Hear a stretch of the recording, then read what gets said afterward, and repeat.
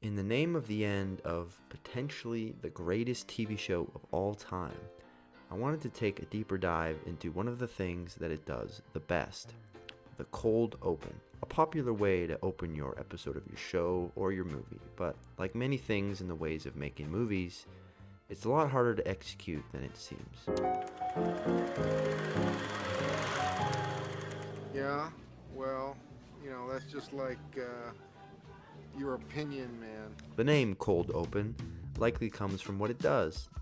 Tosses your audience right into something cold. No microwave, no time to heat up your food and settle into the story, skipping the tutorial and going right into the gameplay. You've seen it a lot, but what exactly about it makes it so popular with filmmakers? What is the purpose of a cold open? Well, the idea is that you want to grab your audience's attention right off the gun, keeping their little twitchy fingers from clicking away or becoming disinterested because we all have little crappy attention spans. Especially in the state of content today where most of it is being consumed at home, whereas in a theater you have the luxury of knowing your audience has bought themselves a ticket and won't so easily just click away. So as a filmmaker, it's likely in your best interest that you give an audience a reason to stay.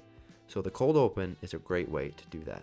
And Better Call Saul is a show that is pretty freaking good at it. In this video, I'm going to be taking a look at an example from the show and discuss what I have interpreted as the 6 layers to an effective cold open. But no, don't treat it like I'm inventing these, because I'm just doing my best and analyzing the genius of Peter Gould and his co-writers, so take it from them. Lots of movies and lots of shows have their attempts at grabbing an audience's attention immediately, whether that's a big action sequence to kick it off or some, clever dialogue that sucks audiences into the story. I can't talk too long.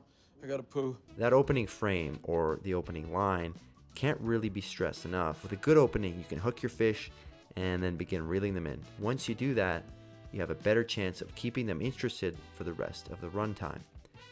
I didn't watch Better Call Saul when it first started airing. In fact, I actually hadn't seen Breaking Bad yet when Better Call Saul was starting its first seasons. But now I'm all caught up, and yeah, I get it. And one of my favorite parts of the show is the scene played before the classic intro. In television teleplay terms, I believe this opening scene is actually called the teaser, the official term for it anyways, but in my mind, it's no different from the opening scene of a movie, so I don't really make a distinction between the two. The creatives on the show competently and consistently put out incredible openings, and every time that theme song blasts, you get this immense sense of joy about the ride you're about to be taken on. And if you're one of those people who skips intros, go fuck yourself. There are a ton of great cold opens in the show, but let's just start with one to help outline these 6 key elements. The first episode of season 6B, an absolutely incredible piece of filmmaking from start to finish, a killer way to return from the mid-season break that they did. The teaser in this one, or the cold open, opens on a random shoe, just floating in the ocean. The scene takes its time as more information is slowly fed to us. Oh, there's the other shoe. Oh, and here's a car.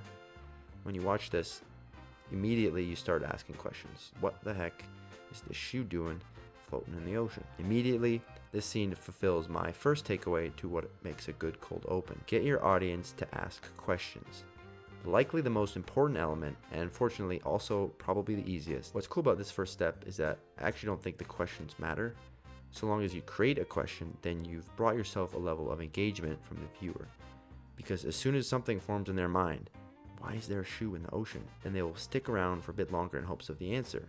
And that's what you want. But if you're after something that's more than just an initial shock and can carry the momentum forward, then you likely have to monitor what those questions are, because you don't want complete confusion to the point where nothing on screen makes a lick of sense. That's no good either, because that's just annoying for a viewer, and if the scene makes no sense, then what's even the point of the scene? Maybe some common sense here. What you really want is an invitation to participate. What you really want, beyond mindless questioning, is for your audience to begin attempts at answering their questions themselves. This is something Peter Gould and the writers of the show are extremely good at, getting them to make predictions.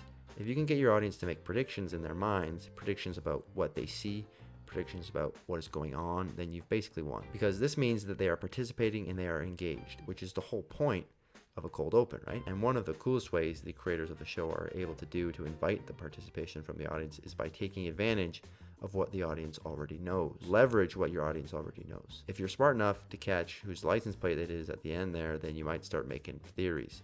So when you realize, oh shit, that's Howard's car, then boom, that's a truckload of theorizing right there, and speculation beyond what you would have had been able to accomplish otherwise. Since this show is a show where we have seen images, symbols, and characters for multiple seasons, as a writer, you should be using that to your advantage if it's there to use. In fact, the majority of openings in Better Call Saul do this. The Cinnabon store openings, the recurring season opener, was obviously a callback to Breaking Bad, and by doing this, plus the additional stylistic choice of black and white, you're creating questions, and then the audience can kind of figure it out themselves that maybe this timeline is taking place after everything else in the show that's in color. Then there's the season 6 opening. The first non-black and white Cinnabon opening to a season ends with a close-up of the cap from one of Jimmy and Kim's bottles from a previous episode, highlighting it as a symbol, and again creating questions and just overall curiosity for the audience before they begin the rest of the episode. Obviously, in a show, you have some more leverage since you already have dedicated audience, and so your cold open can leverage that. With point and shoot, whether this was intentional or not, they even made a point to highlight the license plate in a previous episode when Jimmy dresses up like Howard and throws a hooker out of his car. Then, as per usual with these openings, there comes a time to cut to the intro. Just as it is important to make your audience ask questions and theorize, it also is equally important to have the courage to hold off on giving them the answers to them. Don't answer the questions just yet. That's what the episode is for. Maybe it goes without saying, but if the goal of your opening is to inspire someone to stay for the whole film or the whole episode, then don't give them the answers to the initial questions in the opening, because then why did you do this in the first place? It's only cold once. One other thing to keep in mind for any revisits or rewatches later on, your audience knows everything. They know what's coming. They'll know the answers to all their questions. But you can actually leverage this as well. In the same way you leverage their previous knowledge, a rewatch of a scene can bring on a completely new meaning to it all. In Point and Shoot, we realize later on what this scene actually is. It's Howard's death, or what they're staging it as. Rewatching this scene carries an entirely new meaning. It's extremely sad and tragic as we're seeing the falsified fate of Howard's character, of course, reminding us what his legacy will be, reminding us of how serious the consequences of Jimmy and Kim's actions were. Feelings your audience was not feeling the first time. People rewatch things all the time, and you can and you should find interesting ways to make your scene feel new, even if they've seen it before. Usually to do this, you would need to provide that context later on in the episode or film, effectively closing the loop on what your potentially vague cold open was actually representing.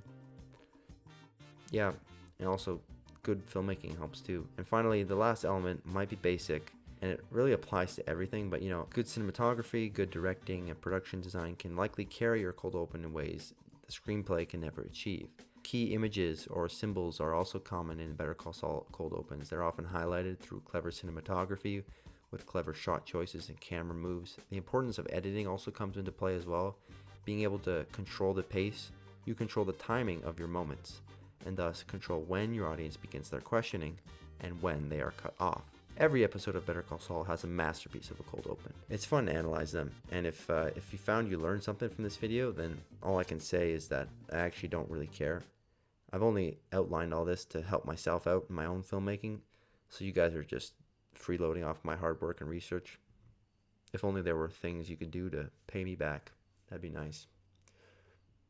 How Better Call Saul teaches the cold open, the 6 elements for an effective opening. But what the hell do I know? Shut the fuck up, Donnie.